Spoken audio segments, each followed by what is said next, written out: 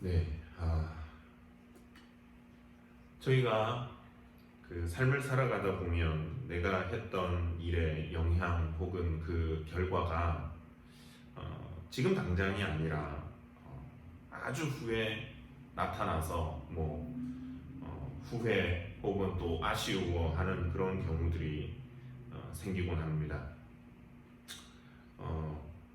제가 예전에 처음 그 교육전도사 신학대학 다닐 때 교육전도사 나갔을 때 좀 재밌는 여자 집사님이 있으셨어요. 그분이 이제 우스갯소리로 몇 번 하실 말씀 중에 그 교회 이제 남자 집사님을 가르치셔가지고 옷밥벌이입니다.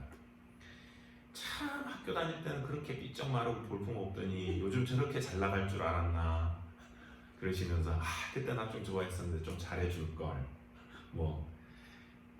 그런 얘기를 하시는 분도 있었고요. 아니면 다른 사람과 관계가 나빠졌는데 그것이 본인에게만 이렇게 해당되는 것이 아니라 자녀에 대해까지 미쳐서 이렇게 어려움을 당하는 그런 경우도 또 있는 것을 보기도 합니다. 오늘 이야기는 이런 관점에서 한번 볼 수 있을 것 같습니다. 사울 때에 행한 일의 어떤 영향과 결과가 그 이후에 한참 지나서 다윗의 때에 나타났던 이야기입니다. 먼저 살펴볼 것은 사울이 무엇을 어떻게 했기에 이런 일이 일어났는지 한번 교훈을 생각해 보고자 합니다. 그러니까 오늘 본문의 이야기는 아마 저희가 이제 사무엘서를 거의 끝내고 있는데 다윗의 통치 후기에 일어났던 것 같습니다. 압살롬의 반란도 끝나고 또 세바의 반란 시도도 종식이 되고 그 이후로 이스라엘이 이제 사회적으로 또 정치적으로 안정되고 살아갔던 것 같습니다. 백성들이 이제 평화롭게 살아가고 있는데 어느 해인가부터 문제가 생겼습니다. 1절은 그것을 이렇게 말하고 있습니다. 다윗의 시대에 해를 거듭하여 3년 기근이 있으므로 이스라엘 땅에 기근이 시작이 됐습니다. 보통 기근은 비가 오지 않아서 생기는 이제 가뭄과 함께 시작이 됩니다. 첫째 해에는 비가 오지 않나 보다 아이고 이러다가 흉년 오는데 이러면 안 되는데 하다가 정말 흉년이 오고 기근이 시작이 되었습니다. 다음 해에는 괜찮아지겠지 했는데 그 다음 해도 그리고 그 다음 해도 3년째도 기근이 지속되어졌습니다. 3년 기근쯤이야 저희들이 요즘에는 그렇게 생각을 할 수 있을런지 모르겠지만 옛날에는 이게 여러분 상당히 심각한 일이었을 겁니다. 지금처럼 냉장고가 있는 것도 아니고 어떻게 진공 포장으로 가공을 하고 진공 포장을 해서 보관하는 어떤 저장 기술이 발달을 했던 것도 아니고 그래서 1년만 흉년이 되고 기근이 오더라도 굉장히 힘들었을 겁니다. 실례로 한국만 보더라도 그렇잖아요. 매년 예전에 뭐가 있었죠? 매년 보릿고개라고 춘궁기. 그러니까 한 시즌만 그렇게 해도 힘들었었는데 거기서 1년 내내 기근이 있다거나 아니면 2년, 3년째 그렇게 됐다라는 것은 굉장히 어려운 환경이었을 겁니다. 또 성경 안에서 예를 봐도 그렇습니다. 요셉이 애굽의 총리가 되었을 때 이제 바로의 꿈을 해석을 해주고 흉년에 대비하게 해주자는 그때 정말 많은 사람들, 다른 나라 사람들까지 울부짖는 대흉년이었습니다. 그래서 사람들이 애굽으로 곡식을 사러 왔는데 형들을 거기서 만납니다. 근데 요셉이 형들이랑 만난 게 흉년이 시작되고 얼마 만인지 아시죠? 보시면 창세기 45장 6절입니다. 이 땅에 2년 동안 흉년이 들었으나 아직 5년은 밭갈이도 못하고 추수도 못할지라. 형들을 만나서 얘기할 때가 2년이었습니다. 근데 형들을 만나서 자기를 나타내 보였을 때가 2년이고 벌써 형들은 그 전에 한번 왔다 갔죠. 그러니까 2년 전만 2년이 안 되는 기간만 하더라도 2년 되기 전이라도 사람들은 힘들어하고 어려워했다라고 하는 겁니다. 그러니까 3년 이 다윗의 때의 3년의 기간이라고 하는 것은 정말 얼마나 심각한 것이었는지 저희가 짐작해 볼 수가 있습니다. 근데 이 가뭄과 기근에 관련해서 신명기를 보시면 하나님께서 이렇게 말씀을 하셨습니다. 신명기 11장 13절에서 15절까지 말씀입니다. 내가 오늘 너희에게 명하는 내 명령을 너희가 만일 청종하고 너희의 하나님 여호와를 사랑하여 마음을 다하고 뜻을 다하여 섬기면 여호와께서 너희의 땅에 이른 비, 늦은 비를 적당한 때에 내리시리니 너희가 곡식과 포도주와 기름을 얻을 것이요 또 가축을 위하여 들에 풀이 나게 하시리니 내가 먹고 배부를 것이다. 내가 하나님을 잘 섬겨 살면, 하나님의 말씀대로 잘 섬겨 살면 하나님께서 때때로 필요한 대로 그때그때 비를 주셔서 농작물이 잘 자라고 가축들도 잘 크고, 그래서 너희들이 먹고 사는데 아무런 문제가 없을 것이다 라고 하는 겁니다. 그런데 반대로 비가 오지 않아서 가뭄이 들고 이로 인해서 기근이 생긴다라고 하는 것은 지금 이 말씀에 비추어 보면 이들이 하나님을 바르게 섬기지 못했고, 그리고 하나님께서 심판과도 같은 그 행동을 하셨다는 것을 말하고 있습니다. 그러니까 다윗이 뭔가 잘못됐구나 하는 것을 깨닫고 하나님 앞에 간구하고 그 이유를 알게 되었습니다. 그게 1절 하반절입니다. 다윗이 여호와 앞에 간구하며 여호와께서 이르시되 이는 사울과 피를 흘린 그의 집으로 말미암음이니 그가 기브온 사람을 죽였음이니라 하시니라. 다윗이 하나님 앞에 나아가서 기도하고 물으니까 뜻밖의 이유를 말씀하셨습니다. 어쩌면 왕으로서 내가 잘못한 것이 아닌가, 우리 백성들이 뭐를 죄를 지은 것이 아닌가 했었는데 그것이 아니라 사울 왕이 예전에 지었던 그 죄 때문에 지금 이런 일이 일어났다라고 하는 겁니다.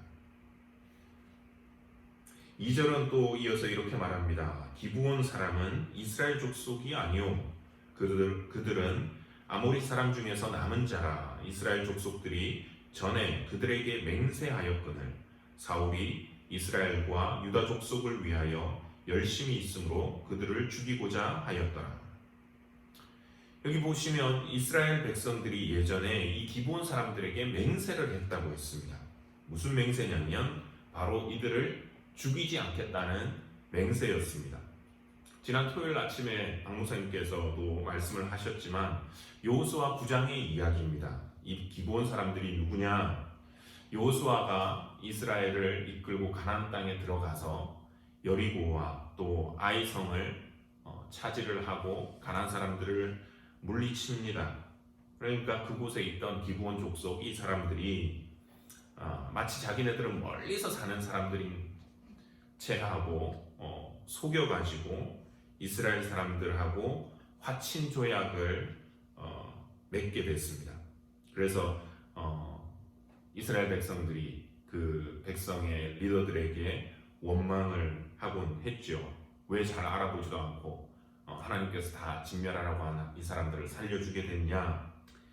근데 어쨌든 화친 조약을 맺었기 때문에 이들을 죽이지는 못하고 대신에 이스라엘 중에 같이 살도록 허락을 하면서 이스라엘을 위해서 나무를 패고 또 물깃는 사람으로 삼았다고 9장이 그렇게 얘기를 하고 있습니다.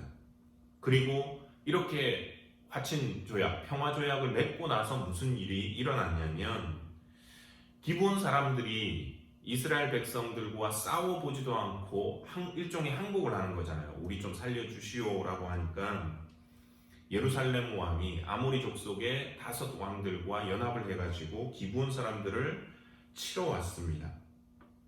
그때 이 기브온 족속이 여호수아에게 사람을 보내가지고 우리가 지금 죽게 됐으니까 빨리 와서 도와주십시오 해서 어떻게 했냐면 이스라엘이 가서 정말 이들을 구해줬습니다. 왜?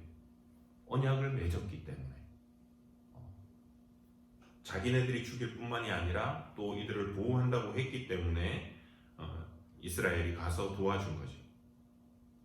근데 오늘 본문에서는 하나님께서 다윗에게 알려주신 그 말씀이 이 기브온 사람들, 이전에 어쨌든 화친을 맺었고 평화조약을 맺어서 이들이 어려울 때 도움을 줬던 이 사람들을 사울 왕 때에 사울 왕이 이들을 죽였다라고 하는 겁니다.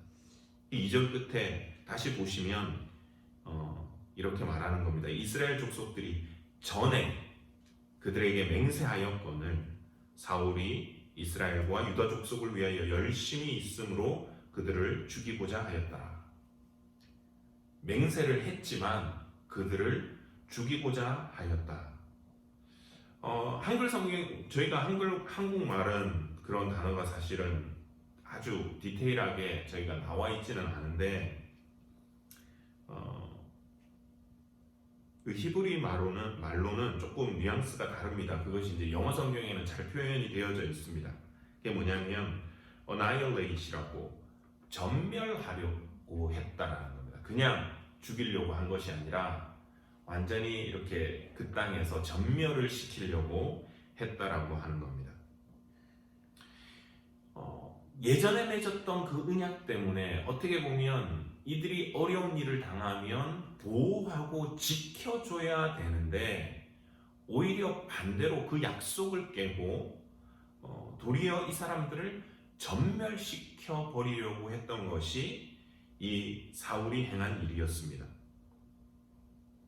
근데 사울이 왜 그렇게 했느냐, 왜 그런 일을 벌였느냐라고 하면 성경이 지금 2절에 보시면 이렇게 얘기를 합니다. 이스라엘과 유다 족속을 위하여 열심히 있으므로 기브온 족속을 전멸시키려고 했다. 사울이 열심히 있어가지고, 사울이 하나님의 백성인 이스라엘과 유다를 위한 열심 때문에 그 땅에서 기브온 족속을 쫓아내고 그리고 이들을 죽이고 아예 전멸시키려고 했다라는 겁니다. 사울이 정확하게 구체적으로 무슨 언제 그리고 어떻게 이 기브온에 대해서 했는지, 또 얼마나 죽었는지 성경은 사실 기록을 남겨놓고 있지 않기 때문에 저희가 정확한 스토리는 모릅니다. 하지만 저희가 추측을 해볼 수는 있을 것 같습니다.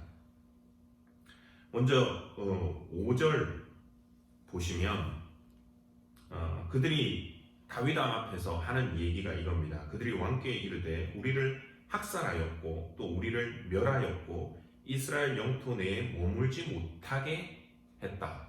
쫓아냈다라는 거죠. 쫓아내고 죽이고 했다는 거죠. 또 사무엘상입니다. 22장 7절을 보시면 이런 구절이 나옵니다. 사울이 곁에 선 신하들에게 이르되 너희 베냐민 사람들아 들으라. 이새의 아들이 너희에게 각기 밭과 포도원을 주며 너희를 천부장 백부장을 삼겠느냐. 이게 무슨 말이냐면 사울이 도망간 다윗을 잡으려고 하는데 사람들이 자기에게 빨리빨리 보고를 안 해주니까 화가 나가지고 다그치는 장면입니다. 야, 다윗이 너희한테 논도 주고 밭도 주고 포도원도 주고 그렇게 했어? 그거 다 내가 준 거 아니야? 다윗이 주는 줄 알아? 이런 이야기인 거죠. 그러니까 사울이 왕으로서 자기의 왕권을 강화하기 위해서, 우리가 뭐 한국의 사극을 봐도 그렇잖아요. 공신전이다 뭐다 이런 것을 주면 왕이 자기 그 잘하는 신하에게 보상을 주는 것도 있지만 이 사람들을 자기가 잘 다루기 위해서 신하들에게 전답을 줍니다. 땅을 줍니다. 근데 땅이 뭐 자기가 만들어서 줄 수는 없잖아요. 그러면 보통은 어떻게 하면 여기 있는 거 무슨 건수가 생기면 뺏어다가 그것 이렇게 해서 주는 거지. 역적으로 몰린 사람들 땅 회수해서 다른 사람에게 주고. 아마 그런 모습이 아니었을까 생각이 됩니다. 지금도 그렇잖아요. 부자의 것을 함부로 뺏지는 못합니다. 이 기부원 사람들이 사회적인 약자니까 잘됐다, 그냥 얘네들 거 뺏어다가 주자. 한국에도 지금 보세요. 의사들 건드리니까 난리 나잖아요. 부자들은 함부로 못 건드립니다. 약자니까 저놈들 거 뺏어서 뭐 하자. 여기서 우리는 한 가지 교훈을 생각해 볼 수가 있습니다. 우리가 뭐든 열심히 하면 좋다고 하지만 사울은 이 하나님의 백성을 위한 열심이라는 핑계로 하나님의 이름으로 맺은 그 약속을 깨고 기브온 사람들의 터전을 뺏고 쫓아내고 그들을 죽이려고 했다라고 하는 겁니다. 이를테면 이런 거죠. 야, 지금 우리나라 사람들도 줄 땅이 없는데, 우리도 지금 잡이 없는데 니네들이 언제부터 우리나라 사람이라고 들어와가지고 땅을 차지하고 여기서 먹고 살고 있냐? 나가. 안 나가? 확 다 죽여버려, 밀어버려. 뭐 이런 거죠. 자기 생각에는 이게 다 하나님을 위한 거라는 거였다는 거예요. 하나님을 위해서. 하나님의 백성인 우리 사람들 먼저 뭐냐? 무슨 열심이냐? 이기적인 열심인 거예요. 사울의 잘못된 열심, 그리고 어쩌면 무서운 열심이었습니다. 잘못된 열심이 여러분 얼마나 파괴적인 결과를 가져오는지 우리가 봐서 압니다. 이스라엘 백성들, 그들은 정말 하나님을 향해서 열심히 있었고요. 그리고 성경적으로 산다고 해가지고 누구를 죽였죠? 예수님을 십자가에 못 박여 죽였잖아요. 사도 바울은 또 어땠습니까? 자기가 사울인 시절에 자기 입으로 그러죠. 내가 하나님의 뜻에 열심히 있는 자였다고. 그래가지고 성도들을 핍박하고 다메섹에 있는 사람들까지 쫓아가가지고 저 사람들 어떻게 해봐야지 하고 핍박하는데 앞장섰고 스데반을 죽이는 자리에까지 그가 찬성을 하고 오히려 그 사람들 옷을 맡아주고 하는 그런 일까지 했습니다. 그러면서 사람들이 하는 얘기가 이것이 하나님을 섬기는 예라고, 방식이라고. 성경에만 그 예가 있나요? 교회사 쪽으로 보면 또 어떤 일이 있습니까? 굉장히 큰 일이 있었죠. 잘못된 열심으로 십자군 전쟁을 일으켜가지고 얼마나 많은 사람들, 무고한 사람을 죽였습니까? 또 불과 최근에는 600만 명의 유태인을 죽인 나치. 제가 지난번 어느 설교에서 한번 말씀을 드렸었죠. 나치의 군복에 무슨 글귀가 새겨져 있었다고요? 벨트랑 이런 완장 이런 데 보면 영어로 하면 God with us, 하나님이 우리와 함께 하신다.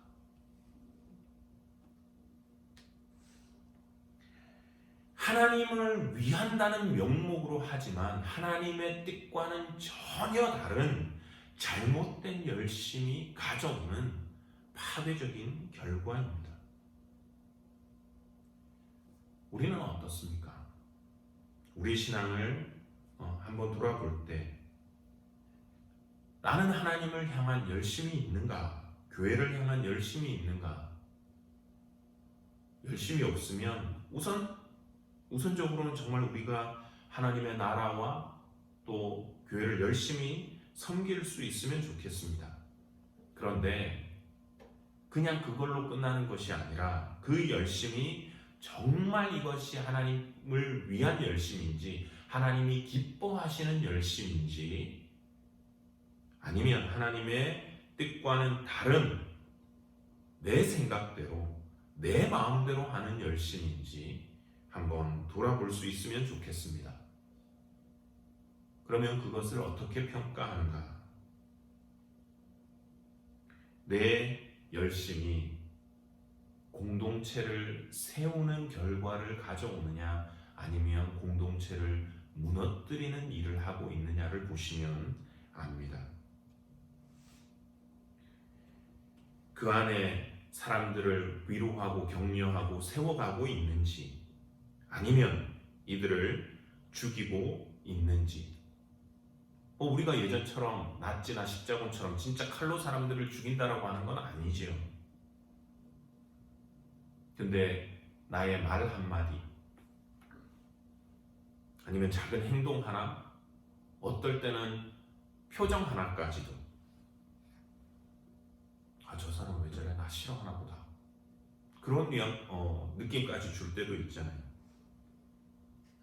우리와 함께 신앙생활을 하도록 붙여주신 이 성도님들을 기쁘게 하고 행복하게 하고 세워주고 이들을 격려하고 위로하고 있는지, 이들을 정말 살리고 있는지, 아니면 공동체 안에서 내가 분란을 일으키고 다른 사람들로 인해 다른 사람들에게 한숨 짓게 하고 탄식하게 하고 눈물을 흘리게 하는지, 우리가 우리 공동체 안에서, 이 교회 안에서, 또 섬기시는 목장 안에서, 또 만나는 모임과 만나는 사람들 안에서 나는 어떠한지 한번 저희가 돌아보고 점검할 수 있기를 소원합니다. 두 번째, 이 말씀 속에서 찾아볼 수 있는 이 교훈은, 죄라고 하는 것은 반드시 물어야 할 값이 있다라고 하는 당연한 교훈입니다. 3절입니다. 다윗이 그들에게 묻되 내가 너희를 위하여 어떻게 하랴? 내가 어떻게 속죄하여야 너희가 여호와의 기업을 위하여 복을 빌겠느냐 하니. 지금 말씀드렸다시피 이 사건은 다윗이 잘못한 것도 아닙니다. 다윗이 또 그렇게 다윗 역시도 심각하게 생각했던 그런 것도 아니었던 것 같습니다. 다윗이 왕이 되기 전 사울 때에 일어났던 일입니다. 하지만 하나님께서는 사울이 행했던 이 악으로 말미암아 계속해서 고통받고 탄식하고 울고 있었던 이 기브온 사람들을 계속 보고 계셨습니다. 그리고 이것이 이스라엘 안에서 해결되어졌어야 됐기 때문에 하나님이 움직이셨고, 그에 따라 다윗도 반응했고 기브온 사람들을 불러서 물었습니다. 어떻게 속죄하면 되겠냐? 어떻게 하면 너희들이 우리를 위해서 용서하고 복을 빌어 주겠느냐? 이때 기브온 족속의 대답이 이랬습니다. 4절입니다. 기브온 사람이 그에게 대답하되 사울과 그의 집과 우리 사이의 문제는 은금에 있지 아니하오며 이스라엘 가운데서 사람을 죽이는 문제도 우리에게 있지 아니하니이다 하니라. 왕이 이르되 너희가 말하는 대로 시행하리라. 그리고 또 6절입니다. 자손 7사람을 우리에게 내주소서. 여호와께서 택하신 사울의 고을 기브아에서 우리가 그들을 여호와 앞에서 목매어 달겠나이다 하니 왕이 이르되 내가 주리라 하니라. 다윗이 이들에게 물으니까 이 기브온 사람들의 대답이 이랬습니다. 이게 은금으로 해결될 문제가 아닙니다. 우리를 학살하고 우리를 영토에서 쫓아냈는데 우리는 외국인이라 우리 마음대로 그런 사람들을 불러다가 이렇게 벌을 줄 수도 없고 죽일 수도 없고 그렇습니다. 그러나 왕이 허락하시면 이 일을 행한 그 사람의 자손 7을 주시면 우리가 그들을 하나님 앞에서 벌하겠습니다 하고 죽였습니다. 요즘 시대는 참 그렇습니다. 많은 일들에 대한 보상을 해야 될 때에 어떻게 합니까? 돈으로 많이 하죠. 돈, 물질로 보상하려고 합니다. 예전에 유행인가요? 그 의사가 자기 비행기 타고 빨리 가야 되는데 내리라고 하는 거 안 내리고 뭐 이래가지고 때렸나요? 아니면 넘어지면서 다쳤는데 그 항공사에서 돈을 엄청나게 물어줬잖아요. 모든 사건이 터지면 소송 들어가고 이러면 특히나 미국에서는 뭐 돈으로 다 하지요. 어떻게 보면 그게 간편한 방법이니까. 그런데 어떤 때는 금전이나 물질로서 보상하는 게 의미가 없을 때가 있습니다. 이게 무슨 소용이냐 하는 거죠. 제가 초등학교 저학년 때라고 생각을 합니다. 어른들이 이제 저한테는 말씀을 뭐 어린애니까 잘 안 듣게 하시려고 얘기를 하시는 거를 이렇게 귀 쫑긋하게 들은 적이 있는데, 저희 친척 중에 사촌 형님 되는 뻘 정도 되는 그런 분이 계셨는데 택시 운전을 하셨는데 강도를 당하고 살해되셨어요. 그래가지고 범인을 잡았습니다. 범인을 잡아서 재판을 하는데 뭐 판사가 뭐를 이렇게 선고를 했을 거 아니에요. 그러니까 이제 그 어머니, 고모님 뻘이 되는 거죠. 이제 재판에서 난리가 난 거죠. 들어 누우시고 막 뭐 못 보겠더라 뭐 이렇게 얘기하시는 걸 들었는데, 뭐 그런 어떤 판결 필요 없다는 거죠. 제가 딱 기억하는 게 그냥 그 한마디였어요. 저놈 내놔라 이거예요. 저놈 내 손에 내가 어떻게 할 테니까 저놈 당장 내놔라. 뭐 판사고 뭐고 아무 소용이 없는 거예요. 기브온 족속이 그랬습니다. 이들의 아픔과 눈물을 어떤 금전적인 것으로 뭐 무마를 할 수가 없었습니다. 이들이 당한 아픔과 이들의 그 또 고통에 대해서 물론 비교할 바는 아니었지만, 그래서 이스라엘도 사울의 그 자손을 내놓아야 되는 그런 아픔을 겪었습니다.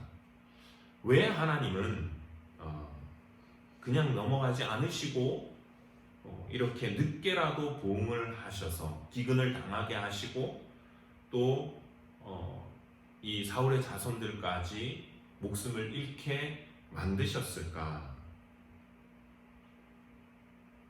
가장 근원적인 것은 이들의 그 범죄는 기브온에게 대한 잘못도 있었지만 하나님에 대한 것이 1차적이었다라고 하는 겁니다. 즉 이들이 파기한 기브온과의 그 약속은 이들의 그냥 약속이 아니었습니다. 하나님의 약속이었습니다. 그러니까 사울이 기브온에 대해서 지은 죄는 단순히 그 사람들을 쫓아내고 멸한 그것을 넘어서서 하나님의 이름으로 약속한 것을 깨버린 것, 하나님 앞에 대한 범죄였던 겁니다. 그러니까 하나님께서는 어떻게 보면 사울 때에 그것을 깨닫기를 원하셨는지도 모르겠습니다. 그런데 사울은 물론이고 이제는 바울의 시대도 저물어 가는데 계속해서 해결되어질 것 같지가 않으니까 하나님께서 움직이신 것 같습니다. 하나님은 죄를 그냥 넘어가시는 분이 아니라고 하는 사실을 저희가 깨달았으면 좋겠습니다. 또한 오늘 이야기는 이 죄 문제를 다룰 때에 우리가 어떻게 해야 되는지를 이 다윗을 통해서 배우게 됩니다. 우리는 어떻습니까? 보통 죄지었다, 잘못했다 이러면 우리는 하나님께 기도하고 넘어가는 그런 경향이 많습니다. 하지만 다윗이 보여준 것은 물론 그도 하나님 앞에서 회개를 했겠지요. 자기적인 아니지만 왕으로서 대표성을 가지고 회개를 했을 겁니다. 하나님 앞에 물었을 때. 그런데 다윗은 그것으로 끝내지 않았습니다. 당사자인 기브온 사람들을 불러다가 내가 그럼 어떻게 하면 되겠냐고 물었고 그대로 했습니다. 그대로 그렇게 한 다음에야 문제가 다 해결이 되어진 것을 봅니다. 14절 보시면 그 후에야 하나님이 그 땅을 위한 기도를 들으시니라. 그래서 마태복음 5장 23절 24절도 보시면 예수님께서도 이렇게 말씀하셨습니다. 그러므로 예물을 제단에 드리다가 거기서 내 형제에게 원망 들을 만한 일이 있는 것이 생각나거든 예물을 제단 앞에 두고 먼저 가서 형제와 화목하고 그 후에 와서 예물을 드리라. 우리가 어떤 잘못을 했을 때 특별히 그것이 우리 이 공동체 안에서 관계 속에서 일어났다면 나 하나님 앞에 잘못했다고 기도했어라는 그 말로써 기도하면 또 용서해 주신다라는 그 핑계로 우리가 숨지 않았으면 좋겠습니다. 잘못은 나에게 해놓고 왜 하나님한테 용서를 빌어? 라고 하는 세상 사람들의 비판에 대해서 저희가 한 번쯤은 정말 진지하게 생각해 볼 수 있기를 바랍니다.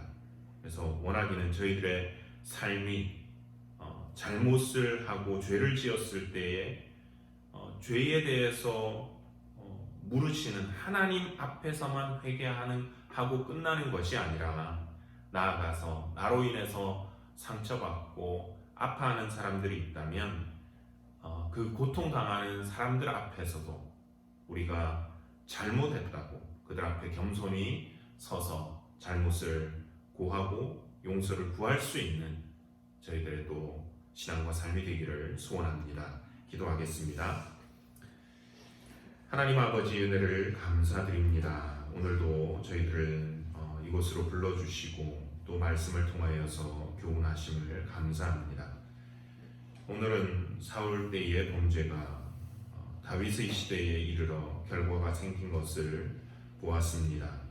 하나님 아버지, 사울이 하나님의 백성에 대한 열심을 가졌지만 실상은 하나님의 뜻을 버린 자기 만족과 자기 의를 드러내는 잘못된 열심임을 보았습니다.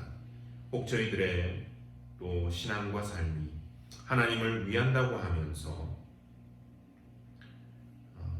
하나님의 뜻과는 다르게 같이 생활하는 사람들을 아프게 하고 또 힘들게 하고 눈물을 흘리게 하고 죽이는 일은 없는지 돌아볼 수 있게 해주시고 혹 그런 일이 있다면 하나님 앞에서 당연히 회개할 뿐만 아니라 그 당사자에게 우리가 사과하고 또 용서를 구할 수 있는 용기를 허락하여 주시고 그러할 때에 하나님께서 저희들의 기도를 들으시고 이 공동체를 회복시키시는 그 모습을 경험할 수 있는 저희들의 삶이 되도록 은혜 내려 주시옵기를 원합니다.